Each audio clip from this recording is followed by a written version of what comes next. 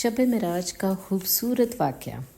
نبی پاک صلی اللہ علیہ وآلہ وسلم فرماتے ہیں کہ میں ام ہانی کے گھر میں سویا ہوا تھا تو حضرت جبرائیل علیہ السلام تشریف لائے اور فرمایا، اے نبی، رب آپ کی ملاقات کا شوق رکھتا ہے۔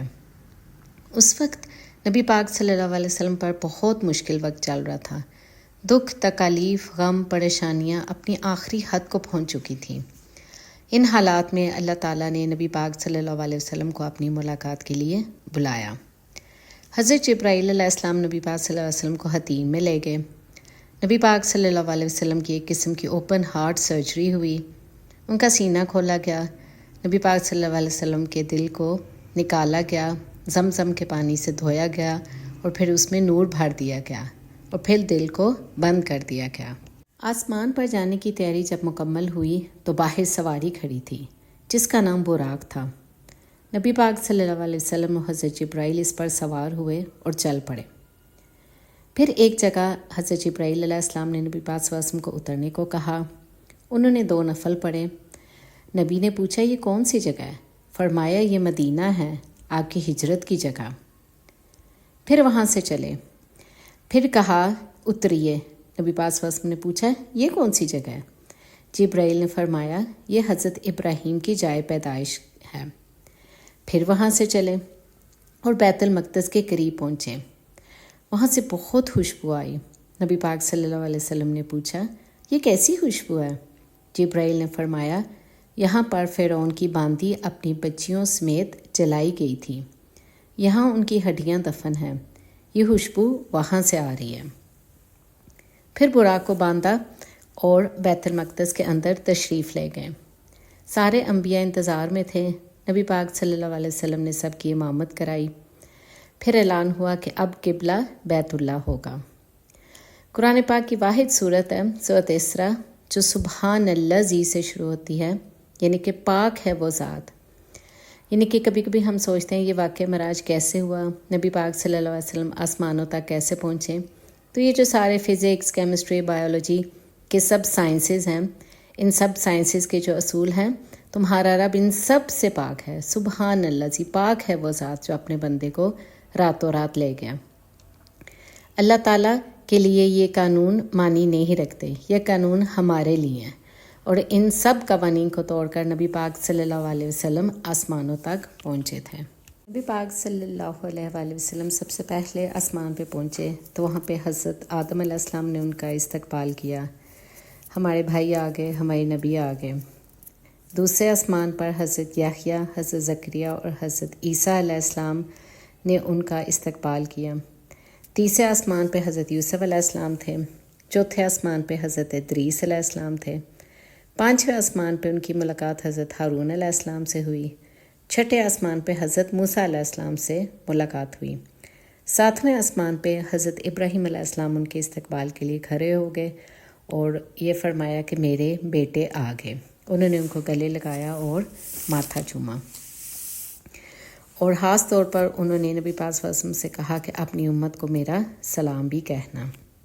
اس کے بعد حضرت جبرائیل علیہ السلام نبی پاک صلی اللہ علیہ وسلم سے یہ کہہ کے الگ ہو گئے کہ میں اس سے آگے نہیں جا سکتا، یہ سدرۃ المنتہا کا مقام ہے، اور اس سے آگے اگر میں جاؤں گا تو میرے پر جل کر راکھ ہو جائیں گے۔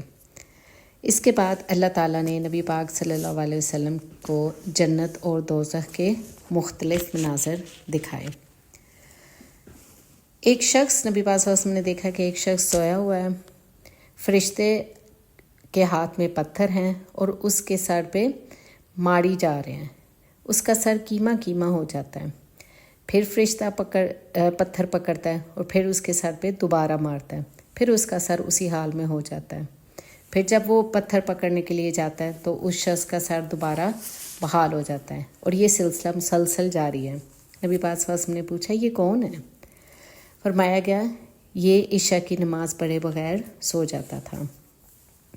پھر اس کے بعد انہوں نے دیکھا کہ کچھ لوگ الٹے لٹکے ہوئے ہیں، ننگے ہیں، نیچے سے آگ ان کو جلا رہی ہے۔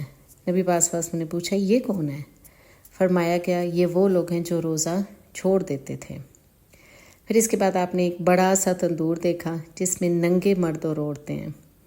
چیخو پکار چل رہی ہے، آگ کے شعلے بھڑک رہے ہیں، آگ ان لوگوں کو اٹھاتی ہے اور پھر زور سے نیچے گہرائیوں میں گرا دیتی ہے۔ نبی پاک صلی اللہ علیہ وسلم نے پوچھا یہ کون لوگ ہیں؟ فرمایا کہ یہ زنا کرنے والے مرد اور عورتیں ہیں۔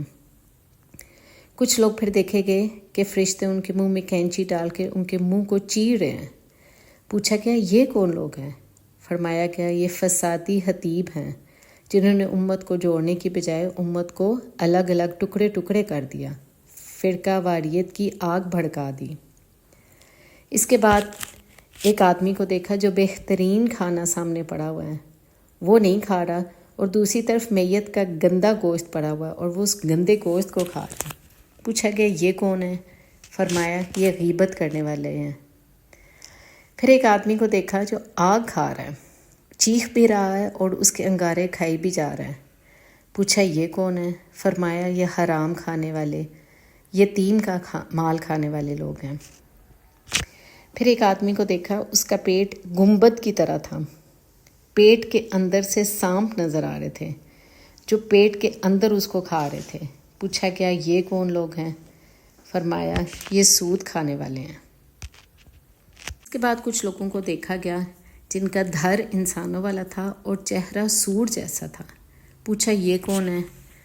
جواب میں بتایا گیا یہ جھوٹی گواہی دینے والے ہیں۔ اس کے بعد آپ نے دیکھا کہ ایک اور خوفناک فرشتہ ہے۔ پوچھا یہ کون ہے؟ فرمایا گیا یہ جہنم کا فرشتہ مالک ہے۔ پھر ایک خوبصورت فرشتہ دیکھا۔ پوچھا یہ کون ہے؟ بتایا گیا یہ جنت کا فرشتہ رضوان ہے۔ جنت و دوزخ کے مناظر دکھائے جانے کے بعد پھر نبی پاک صلی اللہ علیہ وسلم سے اللہ تعالیٰ کی ملاقات ہوئی۔ ملاقات کی نوعیت کیا ہے یہ اللہ اور اس کا رسول ہی بہتر جانتا ہے۔ بہرحال آپ سب کو پتہ ہے کہ نبی پاک صلی اللہ علیہ وسلم وہاں آسمانوں سے پھر 50 نمازوں کا تحفہ لے کے آئے۔ پھر آپ سب جانتے ہی ہوں گے کہ کس طرح جب نبی پاک صلی اللہ علیہ وسلم یہ تحفہ لے کے واپس آ رہے تھے تو چھٹے آسمان پر ان کی حضرت موسیٰ علیہ السلام سے ملاقات ہوئی اور انہوں نے کہا کہ آپ کی امت 50 نمازیں کیسے پڑھے گی، تو آپ واپس جائیے اور تھوڑی سی کم کر کے لے کے آئیے۔ پھر نبی پاک صلی اللہ علیہ وسلم واپس اللہ کے پاس گئے، پھر اللہ تعالیٰ نے 5 نمازیں کم کی، پھر 45 ہوئیں۔ پھر نبی پاک صلی اللہ علیہ وسلم واپس حضرت موسیٰ علیہ السلام کے پاس آئے اور انہوں نے کہا آپ کی امت تو یہ 45 بھی نہیں پڑھ سکے گی۔ اسی طرح بار بار وہ اللہ تعالیٰ کے پاس بھیجتے گئے نبی پاک صلی اللہ علیہ وسلم کو، ہر دفعہ 5 نمازیں گھٹا کے نبی پاک صلی اللہ علیہ وسلم واپس آتے گئے۔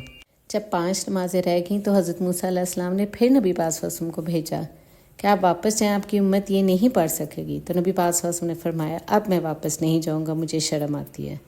اور حضرت موسیٰ نے پھر آگے سے کہا میری امت تو 2 نمازیں بھی نہ پڑھ سکی۔ اس اتنے خوبصورت واقعے سے ہمیں نماز کی اہمیت کا بخوبی اندازہ ہوتا ہے۔ اللہ تعالیٰ اس واقعے کو ہمارے دل دماغ میں اتنے اچھے سے بٹھائے کہ اس کے بعد پھر ہم کم از کم نماز چھوڑنے کا تصور بھی اپنے دل میں لے کے نہ آئیں۔ آمین۔